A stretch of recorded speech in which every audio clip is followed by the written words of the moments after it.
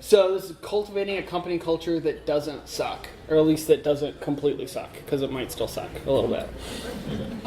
And yes, I'm recording. I figured I'd forget, and I did not, so we can continue on. Cool, so quick thing about me. My name is Josh Fabean. I'm the technical director at Code Koalas. We're a dev shop with like 13, 14 people. I don't know, we just hired someone, so I lost count. Which means I'm over all the development that comes out of the office, ultimately. So if we release a product and it's terrible, it's ultimately my fault. So I've been writing code since I was 13 when I learned how to make an alert in JavaScript in school from one of my friends. And I was like, wait, you can make things on the internet? This is awesome. So I'm very much a developer. Me, like most people in the company, INTJ, like black and white, really not a culture or an emotional person. So it's definitely not something I cared about naturally, but it turns out that if it's not good, your life kind of sucks. So you kind of are forced to care about the culture of your company. And I've been at Code Koalas for 5 years now, and I'm one of the owners.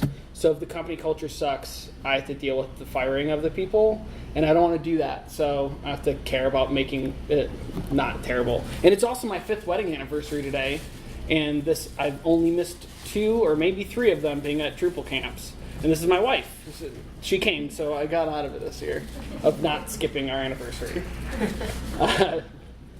Cool. And so I'm definitely not an expert. I've learned a lot. I've read so many different business books. And it's not a one-size-fits-all. Every company's different. Everyone's position of what they can do is different.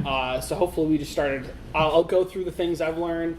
And hopefully we start a discussion and everyone learns some things and can just get better. So first, I want to take a quick poll. Who here is in some sort of management position that can like implement something if they want to? No, Justin, you're not. Okay, so some aren't. So some of the things are definitely like whoever's in charge kind of has to figure these things out, but some are, at least you can encourage from like, hey, we should not do this anymore. We should do this instead. So everyone can come in and make some kind of change. So according to Gallup, 54% of people are satisfied with the job, which is over 50%. So that's not terrible, but it's definitely not great. And I made that number, and I'm assuming it's accurate because they don't actually give an overarching score. They have a bunch of categories and they have the score. So I made the assumption that the same amount of people answered every question. And if that's true, that number is accurate. If it's not, then it's terrible. But it says the highest score was 76% of people are happy with the physical safety conditions at their workplace. And I think if we're mostly developers or dev shops, it's probably fairly safe at our office. We've only had a couple people go to the hospital at work, and it was not related to work. It was related to Nerf darts and hot sauce. So we did send one person to the hospital because we had a hot sauce challenge, and it turns out that some people don't lose, and he refused to lose and drank so much hot sauce he went to the hospital. So we don't do that kind of stuff anymore. We've learned.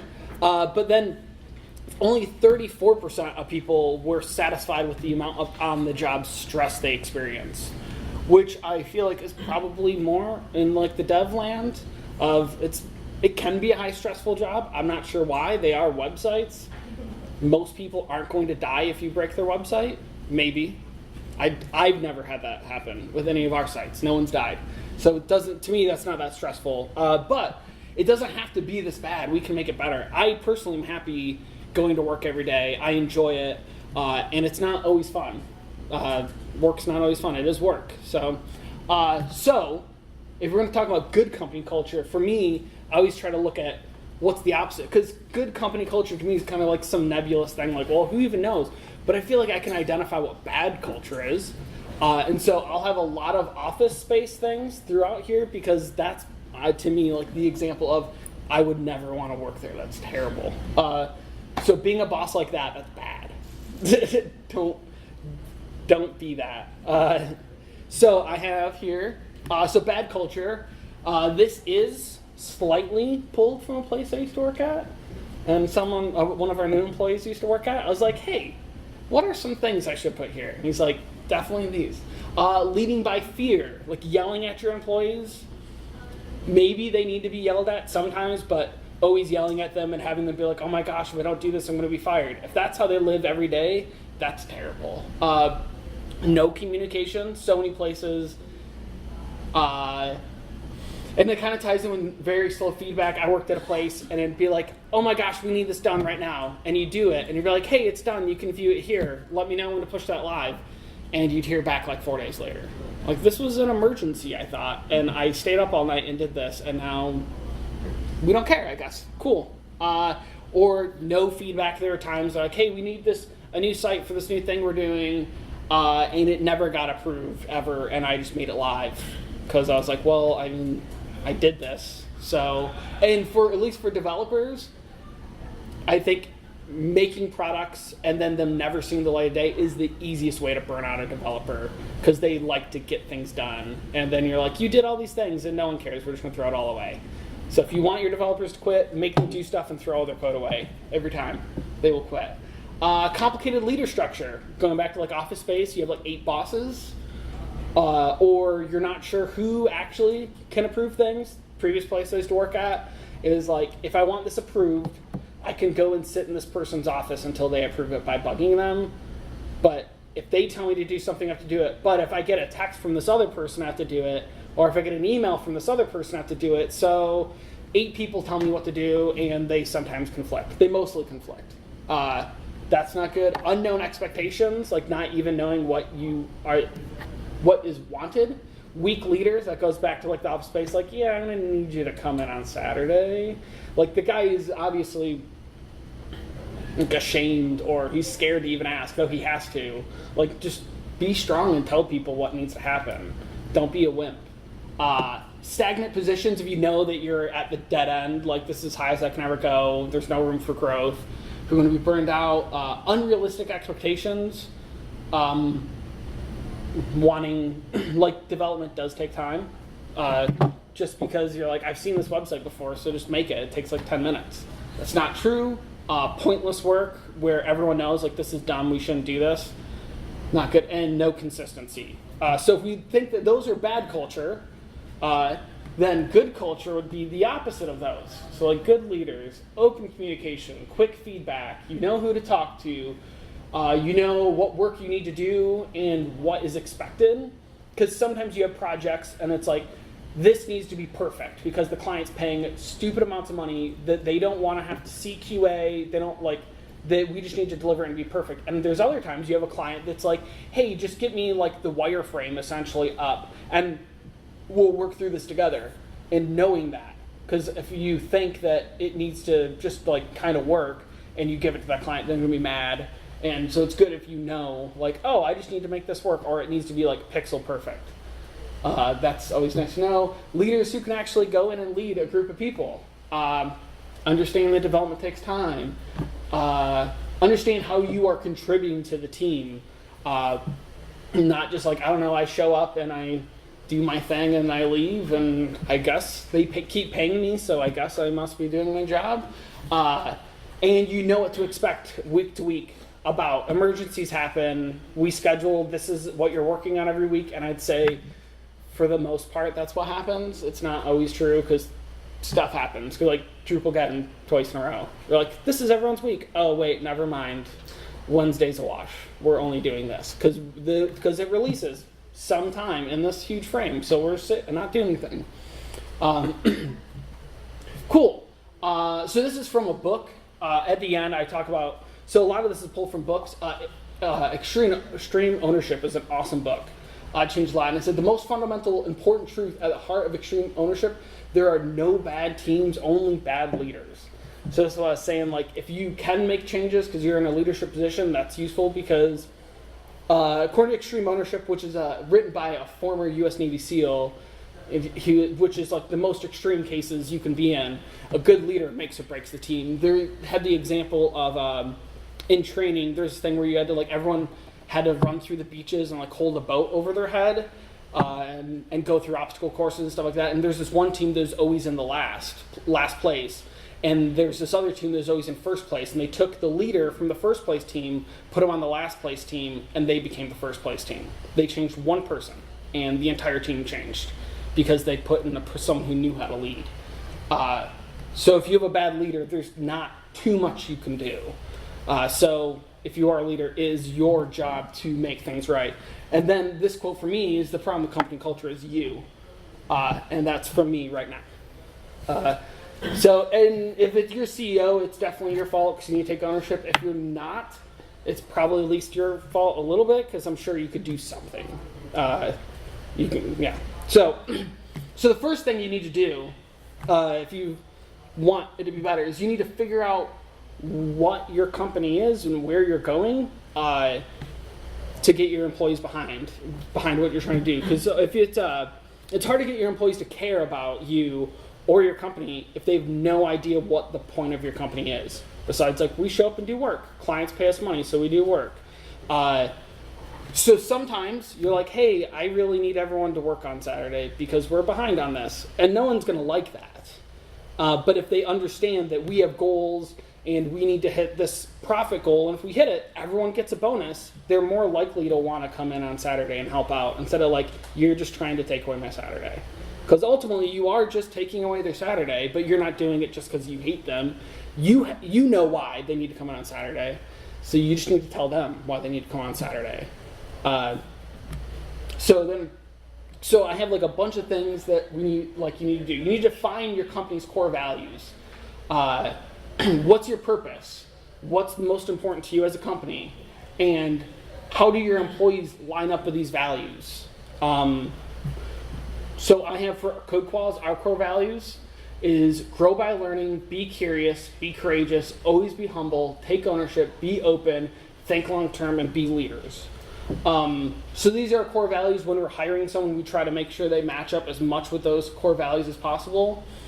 And I can quickly go through like one sentence what they all mean. Like, grow by learning is a lot of us are self-taught that started the company, and a lot of people in the company are self-taught, and technology is always changing. So we have to make an environment where we encourage people to grow by learning more things. So whether that's we help teach people, we have on Wednesdays people present something, and so since we came to a conference, now we're going to present about some stuff we learned about the conference, and we buy lunch, and so everyone can kind of learn together.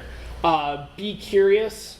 Don't just try to do the same thing every time. We always are trying new modules and new things in our projects, doing them on production websites with short timelines, which is probably courageous, which is the next one. Don't not do something because you're scared to do it. Try it, and if it fails, then take ownership of it and just say you made a mistake. Be humble.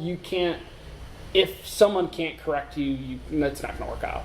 You need to be humble and understand that you're not the smartest person in the room in every subject. Take ownership. When you make a mistake, fess up to it. No one cares. If you make a mistake every single day and it's terrible, then yeah, you'll probably get fired. But everyone makes mistakes. People have taken down production sites because they made some stupid mistake. That's fine. Be open. We're an open company, like open book company. We tell people how much money we're making and all that. We're not in the game of keeping secrets from people. We use open source technology as much as possible. Think long term. We're trying to make stuff for our company or for our clients that is good for them today and good for them in the long term. And be leaders. We want everyone in our company to grow up and be able to be a leader and not just always be a junior dev. So what's the company's goal? What do you want to accomplish this year? What about in 3 years? What about in 10 years? And how do your employees help you get there? So that's important for helping your company needs a direction. So if in 1 year it's, hey, hopefully it's more than we just need to stay in business. If that's where you're starting from today because it's rough, then that was mostly our goal last year. So we made it. Well, we had other goals and we failed all those. So halfway through the year, the new goal became stay a company, and we did that. So then we have like this big crazy 10-year goal to be worth like hundreds of millions of dollars and all this. And so if you can come up with that, then you can work your way back of, okay, so if we do that, what do we need to do this month?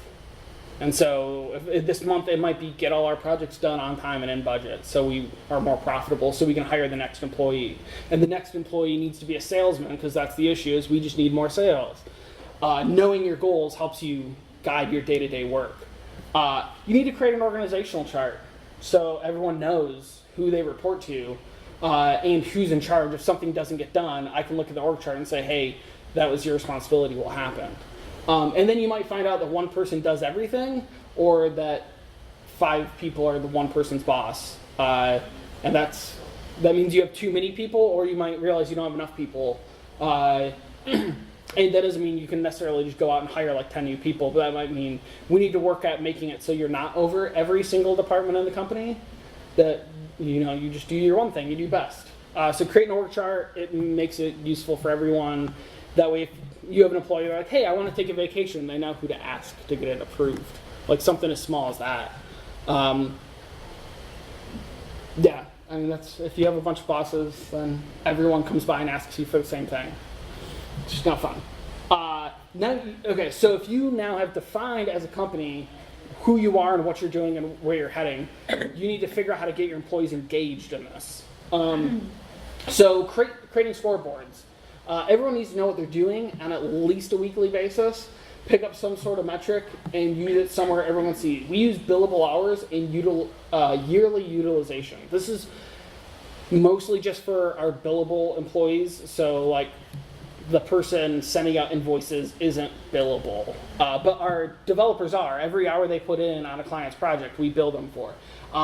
So this is from the Great Game of Business book, and it talks about the main issue people have with companies and working is that they use the analogy of sports, and it's if you go to a baseball game, there's this giant scoreboard that tells you every single thing that's happening the entire time you're there. You never leave the game and be like, man, I wish I knew if we won. Like, you know if your team won or lost, you know how many runs you scored, you know everything that's happening, but then you show up to your job every day and you're like, I don't know, did we do good today? I think I did a good job, but there's no way of knowing. I'll maybe find out next quarter or next year when we're like, hey, we made money, or no, we lost all our money. Like, that's it. So, this is our thing we use, and it's not pretty, but it just pulls from Jira using their API, and I randomize people's names except for mine. So ours is, we said there are 40 hours in a week, and you should be at like 33 billable hours a week is what we came up with. And we're like, if this turns out to be terrible, because sometimes if you've never done it, you don't know if your metrics are any good. You're like, we did that with like, just like when you're estimating projects. It might take you a couple projects before you realize, oh, this is actually a 400-hour project. So we decided 33 hours a week seems reasonable, and it seems like it is. And so all this is, it's a website you can go to if you're on our VPN or local, and it just shows you, so I work a lot. It shows you that I work a lot. But then you can see this other person who, I know who that actually is, and Frank, that's actually someone that just started like 3 weeks ago, but they are not a developer. But so it shows you how many hours they're putting in each week and what out of 40 hours that is, and then you get their year-to-date percent on the last one, so you can see if they're trending upwards or downwards. And so that, for right now, is like the easiest metric to pull that we have. They were like, hey, at least you're showing up every day and putting in work. Determining whether that work is good or not is still a little bit harder to do. And I have another one. And then I, every week, report on this one. Just like what, as a company, what our utilization was. And so for the year, we said a good utilization is like 70%, because that accounts for people being on vacation, being sick, and all those. And so I can every week look and be like, oh man, no one clocked their hours last week. And if no one clocked their hours, that means we're not getting paid. So this is important.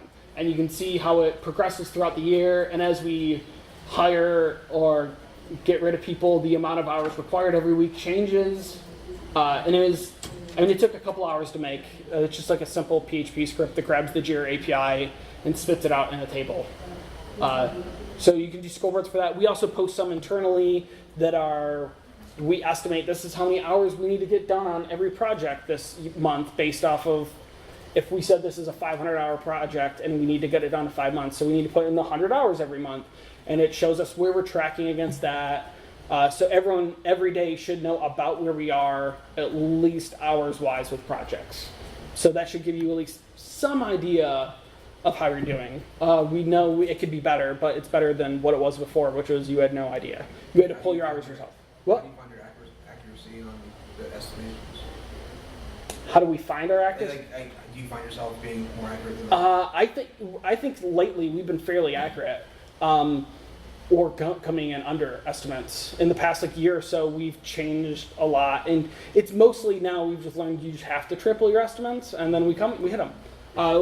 It depends on the client and all that, but it's normally we'll have like 2 developers quote it, and then like compare quotes, and if they're completely different, then obviously we did something wrong. If they're about the same, we're like, hey, that might be close, and now we double that, and then we add in like a QA, and then it generally, because maybe that's all it takes development-wise, but you're going to do it, and the client will be like, oh, but what if it did this one other thing? And that's going to happen, and if that's built in the budget, we can account for that. And then just like a project management multiplier of like 25%. And I think we've learned it's like almost like 50% of the budget ends up being project management, which just sounds terrible, but it's just how between like QA and clients going back and forth and clients falling off the face of the earth for like 3 weeks and all that kind of stuff, like it happens. But yeah, there's some projects we still have gone over, and other projects we've gotten done. Like we just did this one taking a website that was made like 4 years ago, and it wasn't responsive by some other company for some reason, and we just went and made it responsive. And I think we came within like 5 hours of the quote. It was amazing. It was like, wait, we quoted something? Wow.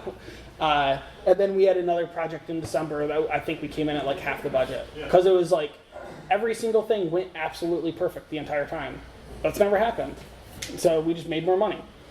So one thing we've implemented, and with decent success, is this thing called quarterly themes. So we have our plan for the year and 5 years of what we need to do. So if our plan in, I'm trying to remember what our quarterly themes were so I could figure out. So our plan was like, hey, we want to grow and make more money. That's a simple, easy one. So what could we do this quarter, or really like next quarter, to help get us there? And the first one, we were like, if we had more blogs on our website, that helps us look more like we know what we're talking about. And it's not just like you have a company website and it has a blog from 5 years ago. So we're like, hey, we should write more blogs. So we made a quarterly theme of we want like 30 blogs, and everyone at least has to write one. And then as long as we do that, we're going to go party at the end because we did it. Then we had another one that was writing processes. So like document, this is our process for spinning up a Drupal site. This is our process for, this is our standard for writing PHP. This is our standard for CSS. Any kind of thing that we do on a daily basis that you forget about, or if you brought in a new person, it'd be like, hey, just read this and I'll tell you how to do it. And we think that'd be useful. We try to write that down. And for that one, we went and played paintball. And then we just did another one that was about generating more leads. So as a developer, you're working on a project and you're like, man, if they added this to their site, it'd be so much better. And then you just like submit, hey, sales guy, go talk to them and tell them they should do this. And I think it'd be like an extra 50 hours and it'd make their site so much better. So just get everyone thinking that we can make clients' sites better that we're working on, because maybe they only had this budget now, but in 6 months they can improve this feature. So it was getting the people to think that way. Like, how can I help drive more leads? So we did those, and then we also had another one to redo our company website, and that failed terribly because it turns out we got busy and we failed. So we don't hit every quarterly thing. We've hit 3 or 4. So it's mostly good. And then afterwards, we go and celebrate. So the first one is we went to a breakout room. After we wrote all the blogs, we went to the breakout room. And both of our teams passed. So that's awesome. And unfortunately, not everyone can always go to the celebration because of things. And if they don't come, then they end up not working there anymore. Not intentionally. That just is how it works out. Because it turns out if people don't participate in your culture, they end up just leaving. So, because we had people who didn't participate in this one or that one, and then they quit. It was weird. So then this is when we went and played paintball. Our owner owns a chunk of land and wants to build a house on it, and right now it's just a big field. So he plowed out some area, and we made a paintball course. Everyone got a paintball gun and like I think just a face mask, and they got to keep them. And it wasn't that, I mean, it was like $2,000 or something. I mean, it's not that much money, or like for a company. And everyone got to play paintball and grill out for a day. And then this one, we did like it's supposed to be zip lining, and it turns out the zip line course class also is more of an obstacle course. And so Justin had so much fun he died, or had to lay down because it was exhausting. So yeah, so then that was which one was that? Oh, that was the lead generation one. So this is like, it's something fun. You get your employees engaged. They understand how they're contributing to the company, and then when we all do it, then we go and celebrate that we did it, and like buy lunch and go out and do something fun. And then you're out doing stuff, and that helps build teamwork, and it's all around, like, I think that should be easy to see why that's like a good thing and it helps people. Regular status meetings. Meetings are the worst. Everyone hates meetings. But hopefully, if you end up having just like a regularly scheduled 15 to 30 minute meeting, you can cut out some other stupid meetings that you don't need. So this is pretty much every week that we have this. Stuff happens and we have to cancel every once in a while. But it's the general flow is we review, hey, this is one of our core values and this is what it means, and this is our company promise that we take care of our clients better than anyone else, and some other stuff that I don't remember, and that's why I have to review it every week because I forget. And then, hey, we just signed these deals. This is some project we probably need to start in the next 3 weeks. This is where we are with our quarterly theme. We have a new person starting in 3 weeks. All those kind of things in like a 15-minute quick bullet list. Everyone's in there. You got like the status. You should be good for the week. And that's super useful, getting a good cadence on regular meetings. Meetings are terrible, but turns out it's part of life. One-on-ones. I'm assuming most people have heard of one-on-ones, but it's a leader goes and has like a 15, 30 minute just sit down and talk with someone in their team that they're over about anything. It can be about work stuff. I mean, it shouldn't be like, so hey, how are those tickets coming? Like, not that kind of work stuff, but if it's like, it could be like, I think we should start doing this in the office and it'd be better. Or what if we looked into using this technology? Like, so that would be like work related, or it could be personal stuff of like, hey, I'm really struggling personally with these things. Work related or just like at home. Because that's good to know, because if your people are having a rough home life, even if they're the best person, they're going to bring that into work. And just knowing about it is useful of like, hey, maybe I should be extra nice to them the next couple of weeks because they're kind of on edge. And that's fine as long as they get over it and it's not a forever the rest of their life thing. And generally, whoever the leader does not lead the meeting, if they have to, there's these things called plucky cards. I wanted to give those away, but they're more expensive. But you can get them. We just got them like 3 weeks ago or maybe a month ago, and I think they've been used a little bit. And they just have like conversation starters. So if like you're sitting there, like for any of the one-on-ones that I'm in with the CEO, I never know what to talk about. So they're definitely going to be used on me. I'm like, I don't know, things are fine. And that would be the conversation. So then you're probably going to use those on me. So I can see the question, is it possible to inspire people to care more about their work? And if so, how? Like, that's an open-ended question. You'll get the people talking. You'll learn something about them in doing it. And it's super useful. And then you're growing like a personal connection with the people you work with. And then the people look at you as a leader, as someone who's approachable, and you're not just like some big scary boss. And you'll know if someone has case of Mondays. And then, because this is what we're trying to avoid, is Michael Scott trying to show off what depression looks like and then actually getting depressed and almost killing himself. Trying to avoid that. You have to celebrate wins. Work is boring probably 90% of the time. We find a simple way to celebrate, hey, you did it. Whether that's when we launch a project, we get lunch, or we do whatever. We bought a gong, and then like the next week it was on Silicon Valley, so that's stupid. Gotta throw it away now. But when we get a project done, it was like for any statement of work. So it could be a full, huge website, or it could be we added this feature. For every statement of work that we get done, someone gets to hit the gong, and it's super loud, and everyone in the office hears that, hey, we just got something done. And it's like, and then when we hire a new person, they get to hit the gong too. And then everyone got to hit it the first day we got it, because that was going to happen. But it's just something simple. Instead of like, hey, you got that project done, great, let's start the next one.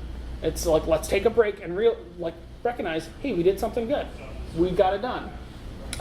Since we got it, we haven't had any projects fail terribly. I don't know if we'll hit the gong if that happens. We'll see. Like, that was terrible. Gone. Encourage growth. So we should send our people to conferences. We should sponsor conferences even as a company to help show these people that we are encouraging you to grow and become better. Technology moves fast, and if we are not helping our employees grow, they're going to be terrible in a couple of years. You're going to, like whenever we help another company, you're like, wait, you don't use a versioning system? Like you just deploy code straight to the server? Oh my gosh, is this the 90s? If you don't train your people, that's you in 5 years. And camps are cheap. DrupalCon is relatively cheap compared to other conferences. We should send our people there. Yes, you lose like a week of work, but hopefully you gain it back either by like loyalty to staying with you, or they become better and learn new things. And because whenever we go, it's just posting in Slack nonstop. Oh my gosh, check out this module. Check out this module. We need to do this. We need to throw away everything we're doing and do it this way. That's how it always works. So this is another one. This actually started because we had a single employee that refused to shut off working. Like he just wouldn't. And I was not yelling at him saying, hey, this project needs to get done, or hey, you need to work all night. He just decided that this project needed to get done and he was going to work all night every day for like a month. And he was not a happy person because of this. So we decided to have mandatory fun, which is why it's called mandatory. Every Thursday at 4 p.m., you're supposed to stop working. The mandatory is more of an asterisk. If you can't for whatever reason, sure. Unless I say, no, you have to take a break. And then we just play games. Or then sometimes we even, because it started that we were doing that like Thursdays after work. So every like once a month, people would stay late and we played board games or something. And then we're like, it'd be great if we could start that earlier, because some people have families and have to leave at 5, or have to even leave earlier to go pick up their kids from school. So, and we don't want them to be like, oh, because I decided to have a family, I can't participate. So we start at 4 and we play board games, or at least for an hour. And I think it's pretty awesome, and people like it. And we've even tried to like let other people come in. It's harder to get people to leave their job and come in at 4, but so sometimes we stay late and people invite their friends and we buy pizza and we just play board games, different things, and have some to give away.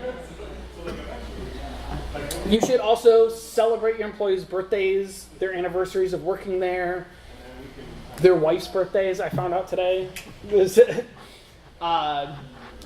Like just take them out to lunch, do something nice for them. Celebrate when we hire a new person. When we hire a new person, to let them know they're like part of the team. That lunch, we bring in lunch, we all sit down, we talk, and then we normally end up like playing a game for like 30 minutes or something to be like, hey, welcome, you're here, instead of them go through the first day and like kind of maybe meet everyone. And then so like the TLDR of most of these things is you probably should just care about your people and they'll make your life a little bit better. So I do have these games. These are the games. Actually, these are not the games we play the most at work, but we do play these quite often. So there's this game called We Didn't Playtest This Either, or We Didn't Playtest This At All. If you've ever heard of it, it's a completely ridiculous card game. The only rule is you have 2 cards in your hand. On your turn, you draw a card, and then you play a card.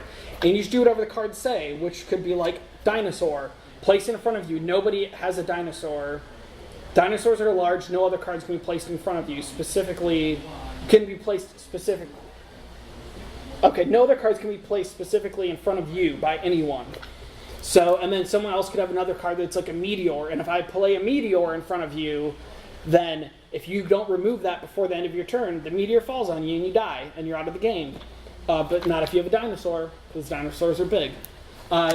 It's complete nonsense, stupid. So it's not a very competitive game to where if you have competitive people in your office that are going to be super mad, there's very little skill. You just do whatever the card says. And some games last 2 turns, some games last like 15, 20 minutes. Depends. So I have 2 of those. And then I also have the game Werewolf. I would think most people know this, or maybe like Mafia, same game. It's a social deduction game. This is the game we played basically nonstop for like 3 months. And then Justin even wrote an app for it because he always GM'd the game. So everyone has roles of like a werewolf, a villager, a doctor, and so you need a GM, and they say, okay, everyone close your eyes. If you're a werewolf, wake up, and you point at who you want to kill. Then if you're the doctor, then after they go back, they close their eyes, okay, doctor, wake up, who do you want to save? And hopefully they save who the werewolf tried to kill. If not, in the morning, that person dies, and then you have to figure out, okay, well, who do we think the werewolf is? And hopefully you find out who the werewolf is. And so in the day, the villagers vote and say, hey, I think they're the werewolf, or I think they're the werewolf. We put them on trial, we kill one of them. Hopefully you kill the werewolf, and before the werewolf kills all the people. Simple games. So who would like one of the we didn't play test this games? You? Okay. And who would want the werewolf game? Okay. So you have that one. No, not you, Chris.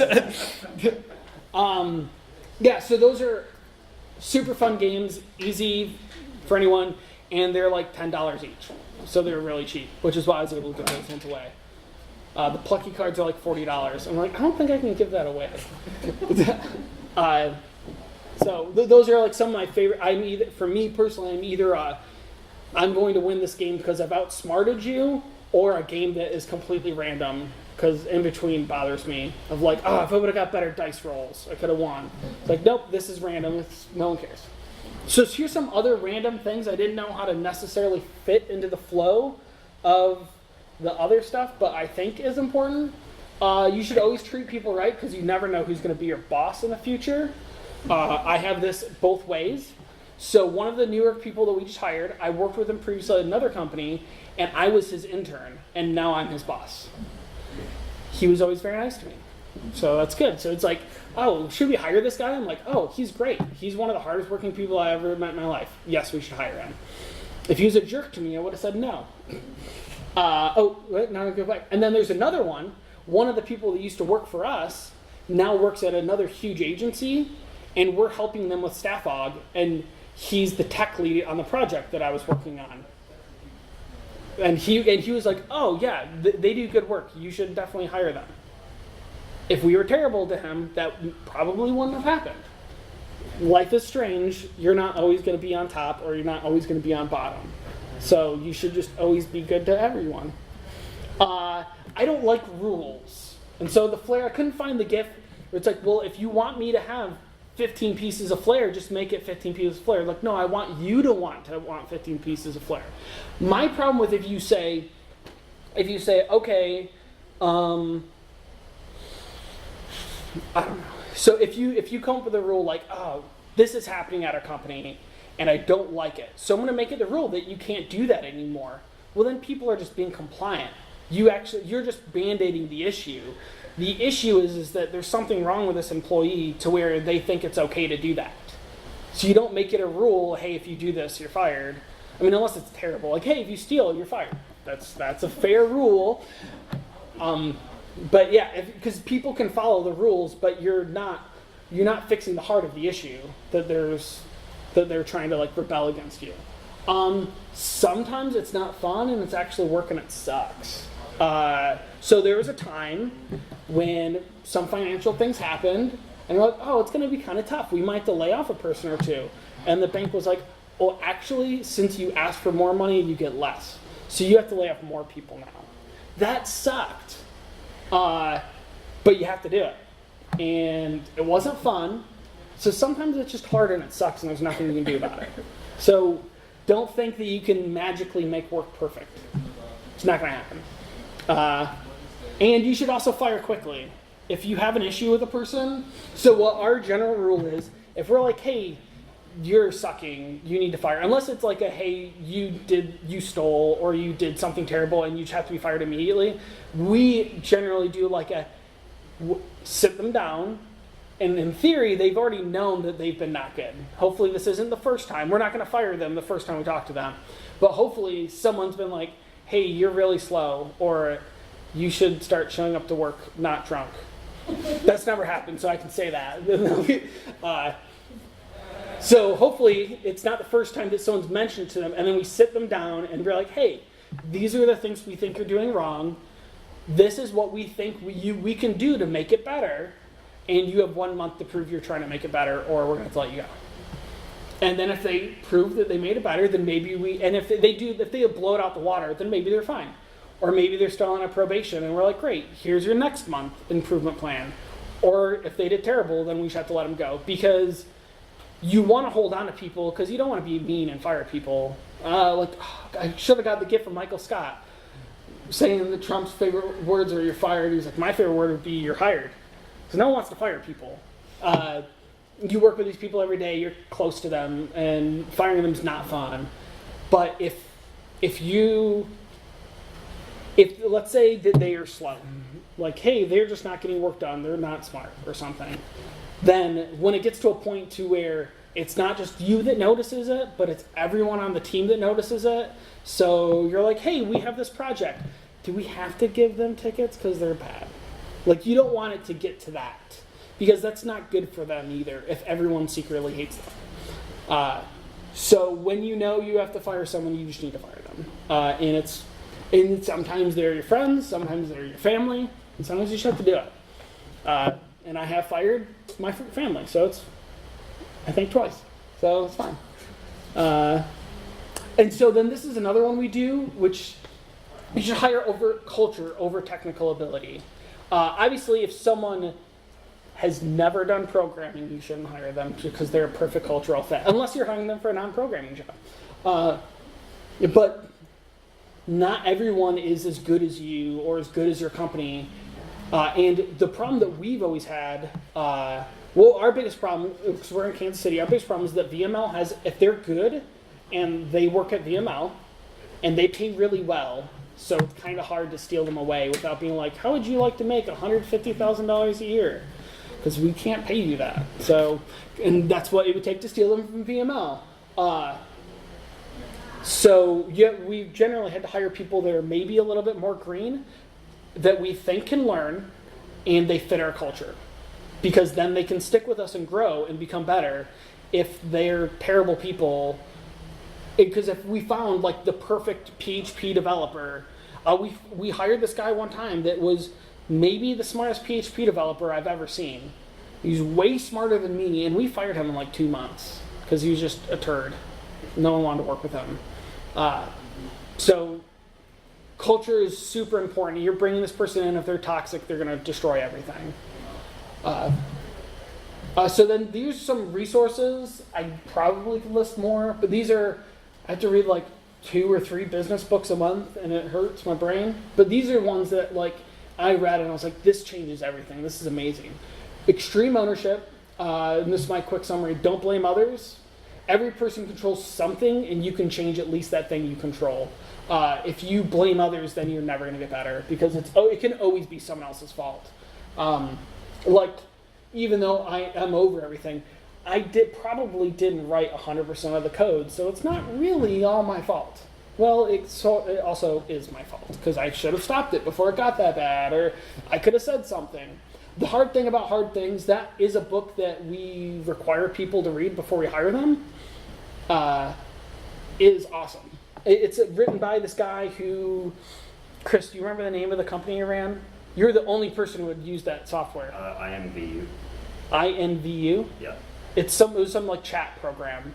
It's like a virtual, not a virtual reality, like a 3D chat. So he started this company like right before the .com bubble burst, and so it sucked really, really bad. And so his company book wasn't about like all these business books are like, this is how you can do all these great things and you should do this. His is like, work as hard and it sucks really, really bad. and I'm just going to write about all the terrible things. So you realize that it's not always fun. And he was like multi-million-dollar investments into his company and had all this money and like had this product that was revolutionary, and he's like, and it was terrible and it sucked and work was pain.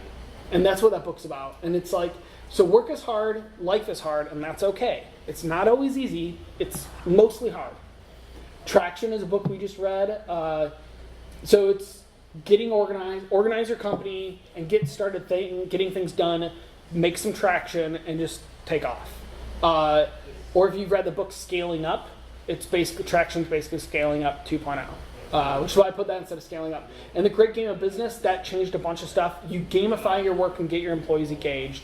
That's where it's like, that's where like the scoreboard came from, the open book management came from, the quarterly themes came from. All of that was we read Great Game of Business. And it was awesome. One of the stories he tells in there is that they had they were a steel factory, they were like an engine repair or like a semi-truck engine repair factory, and they required steel, and then the steel unions went on strike because that's what unions do, they go on strike, and they couldn't get steel into their factory. They said, well, we're going to go out of business if we can't get steel. What do we do? And so that was, because they had this open culture where anyone could say, hey, I have an idea. One of the people that was on the factory line, not someone you'd go to for ideas, like, hey, why don't we transport the steel in school buses? I mean, because there was, the union had snipers and they would shoot at people if they were trying to transport steel. That's an important part to know. So they could not get steel into their factory. He's like, well, if we transport on school buses, they're not going to shoot a school bus. And he was right. And they were able to stay in business. Some guy that worked on the factory line and probably just had high school education had this idea that saved this business. And so that's what we learned in that book, is like everyone is an expert in their one thing, and they probably have stuff to share that you don't know being over them because you're not in it every day. So that's it. So are there like discussion things or questions that people have or scenarios? Any of thoughts about how to solve them?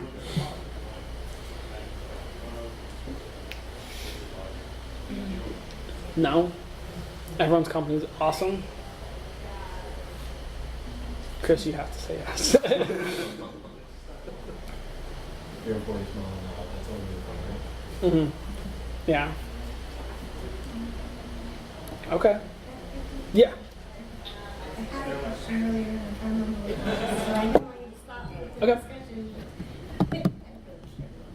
So, I think it was about,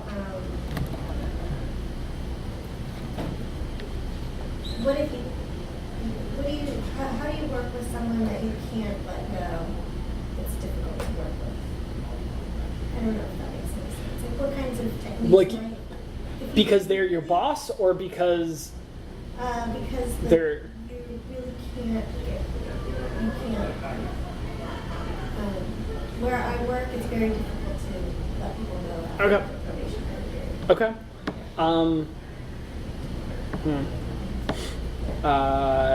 Yeah, that's a hard one. I mean, does it make it like impossible to do things, or is it just they're a punk and it's hard to deal with them? As long as it's not clear. So, in the book, The Hard Thing About Hard Things, it talks about you're allowed to hold the bus for one person and one person alone. Sometimes you just have that one person that's just the worst. And they talked about in there, they had a guy that was like a savant developer, would code up things that people coded months in like 3 weeks, but then, he would like do it in like a week or two, but then he would just like disappear for like months. But when he was there, he was the best employee they had. And they put up with that because he was the best employee they had. I mean, so is this person useful or no? I wonder if they were referring to my brother. Was he like some crazy drug addict? Because that turned out to be the issue. It's like he would just go on drug benders. He's not a drug addict. He'll work himself into the ground. Okay. And he'll clock like 85, 95 hours in like a handful of days and get amazing things done. And then he'll just like forget to turn on his phone for a week while he goes to his speech. I'm not joking. Like, he'll do that on the clock. Yes, that would be terrible. Justin's ours that we hold the bus for, right there. His is just, he does similar. It's like 11 a.m. That might be too early to show up to work, and he knows it. So what do you do in a when there's that one person in your group or that on your, it's not my team either, so but everybody knows there's a problem, but they like it's not so bad that I mean I don't know, it's kind of like getting a crappy neighbor. Yeah. But you know it could be worse because it could be even a crappier neighbor. I don't know. Minimize the amount of time that they affect your life. Right. Might have to have a discussion because we had a guy who thought it was okay to microwave fish things in our microwave. We put up with it for a while until it's like we just need to have a discussion about you just don't microwave fish. It's not something you do. I don't know if it's the kind of thing where you can sit them down and just be like, let's just be honest here. This just is not okay. I mean, I don't know the situation, but sometimes it's just a painful discussion of you just can't do this. Yeah, in my experience, because I don't know if it's a developer thing or if it's just me, just avoid conflict at all costs. Like, I will just deal with the pain for years if that means I don't have to tell them. And then you tell them, and they're like, "Oh yeah, you're right," and it just gets better. And I'm like, "Come on, why have I been dreading this for 6 months?" Kind of like when you talk to a person like, "Hey, we should work on getting better," and you do it, and then like everything changes, and they're like, "Great," and you're like, "Why did that take so long to talk to them?" I mean, it doesn't always work out that way. But I mean, are you in a position where you could just say, "Hey, stop sucking"? And Maybe in nicer words. right, it's really not my team; it's my team that I work with. Mm-hmm. I was just hoping that I mean, I There's think they've talked. some magical cure. I think that I think that there's two different communication techniques happening. One is a written emails, like lots of communication coming through an email, and it's not getting taken care of because the other person on the other end doesn't respond to emails, but is a much better face-to-face conversation person. And I think that's my take on it, but I just want, for this specific situation, I think it's two different communication styles. Okay. That his boss and him do not have the same, my recommendation to him would be, his boss would be, you need to actually have a conversation instead. If you want change to happen. Yeah. But I was kind of thinking about that when I was thinking about other techniques that I was hoping you might have for similar situations. And I think there's different communications. Communication is probably the cause of most issues. Yeah. Like, that But yeah, I don't know. words mean different things to different people, and And eye that's contact interesting is to me. important for some people, much more so than other people. But no, just sometimes you can't change your team yeah. through firing them. And so Yeah. I'm just wondering about techniques for Hmm. or not letting that affect the culture. You know, how do you It's hard. yeah. Get them fired. Plant. One of the guys that works for us. You could utilize the utilization of time slots and be like, here's tasks with time, directives, Right. and here's tasks with deadlines, and here's lengths of time that where tasks did not get completed. Yay for Charlie. Or like public outing, like public humiliation, kind of your scorecard thing. It's like, well, Public humiliation does work really well. Your your job, your task, your work is not being completed, and everybody can see it and compare it to each other. But that just seems like it's bad for the culture. Like that's going to make everybody else. I mean, I'm with the a not right group of people, it very well could be a bad thing to do that. If you have people that are super competitive against each other or like that, then I could see that being an issue. Of like, ha, you guys suck and we're better, and then it becomes this, instead of like helping to unite people, it divides them. So one creative way, just because it's funny, that I heard of someone getting people fired is this guy who works for us, who used to work for Southwest, and they're all union, and you cannot get union people fired unless they actually like kill someone or do something that would cause a plane to crash. But it turns out that security is also a big thing in airports, so you could just get their security pulled. Just say like, hey, they've been acting kind of crazy. I think they're a security threat. And now they can't show up to work anymore. And then they haven't showed up to work for a month, so they're fired. That is both glorious and terrible. Yes. That actually describes the person. Yes, it does. He's an interesting person. Yeah. I got a question. So, I'm part of the FFW marketing team, and most of our team, well, our team's very distributed. In Europe, we've got people in the States. How do you have any tips or thoughts on like how to create like cohesion and like a kind of a culture within a team that is so distributed? So I did some staff aug with this distributed team, and they did Zoom meetings where they play games. Really? I don't. So you couldn't play like normal card games because that wouldn't work.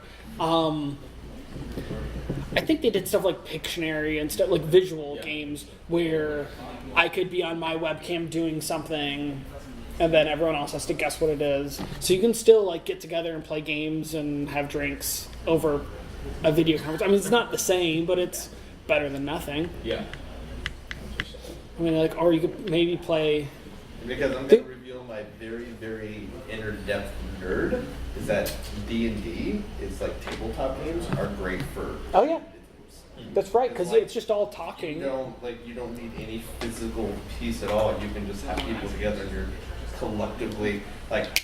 D&D's become so popular the past few years. Like it's been pulled from the depths of like, oh, you got to be really nerdy to do something like that. But it's actually a really cool team building creativity exercise because I don't know if you know what D&D is, Dungeons and Dragons. Yeah. So like, I think it's a cool tool, and like that. So things like that, even where it's just like any sort of cooperative, creative storytelling kind of game. So like the werewolf game we play is another one that you can totally do distributed because you can easily, as a person who's moderating this, you can show each person or you can send a picture to them in the chat of like, here's your role for the game, and then it's easy to that would do work. stuff like that. So yeah, I mean, there's ways to do that. It's just got to be. Yeah, those games. I mean, werewolf would be a little bit harder to distribute, and you'd have to do it all over chat. Otherwise, like, because who are they pointing at? I don't know. They could do video conferencing. I want to kill that guy. Yeah, I mean, video conferencing, and then they could just chat. Yeah, just chat back and forth. This is attacking, and then as a GM, you don't screw up by forgetting who did what because it's all written. Can't really play traditional board and card. Yeah, but I think that there probably would still be like some online card games where you can make a private room and everyone join. Like if you wanted to play like poker or something, I'm sure there's an online tool to do it, and you all sign in together. There's Slack plugins for games? Yeah, there's Slack apps. Okay. And we used to actually have a Slack channel in our company for every Friday at 3 o'clock. We do a game. Okay. And sometimes it's, we're going to move posters and Photoshop the title out, and you can guess what it is. Or other times it's, it requires a lot of prep work. One time we did like a kind of a Dungeons and Dragons type game. We did a game. It was fun. And it was all done. And Jackbox is a website you can use because you just no matter where you are, we would have the screen up on Zoom and then you just play on your phone and just no matter where you are in the world. Oh, cool. They have really fun games. They have like Drawful and I forget the other game. Yeah, I think games are they're really good. They bring people together. You learn a lot about people playing games with them, and it doesn't seem like forced. Like, hey, we're gonna hang out now. Like, if you're like their boss, like, hey, we're going out to lunch and we're just gonna talk. That's much harder than like, hey, we're all just playing a game. And then when you play games with people, you learn stuff about them. that you wouldn't have learned just by working next to them every day. Another good one actually that I thought about that we used to do all the time, which is Curvytron. Curvytron, if that still exists. Curvytron is. I mean, I'm sure it does. Pretty That was sure it's super still fun. That was, we used to be really, really unproductive. Yeah. I don't know how we got work done. It was like, it's Friday at noon. Let's just play Let's just Curvytron play for 3 Curvytron for hours. like 2 hours. Ah, So, You can do that. Create a room. yeah, you can make a private room. So Curvytron, I mean, it's Tron, but you don't go at 90-degree angles, you curve. But it's the same deal, you can't cross other people's paths. And there's like power-ups that make it so you can go through there or make other people's paths fatter, all that kind of stuff. And it was just some free online game. And we played that a lot, and it was really fun. And then you hear people screaming because their screen starts to lag or something. It was fun. There's also the game Stick Fight. Oh, Stick Fight, there you go. Stick Fight, it's a $5 game on Steam, and it's stick figures, and you're like placed in randomly generated maps, and like guns fall, and you pick them up and you shoot the other stick figures. And the physics are really terrible, so like you're trying to aim the gun, and the guy's like all weird and not aiming, and it's just some stupid game, and it's only $5. It's a really small investment, and we haven't played that in a while, but we had a lot of fun playing that, Yeah. like on a lunch break or something.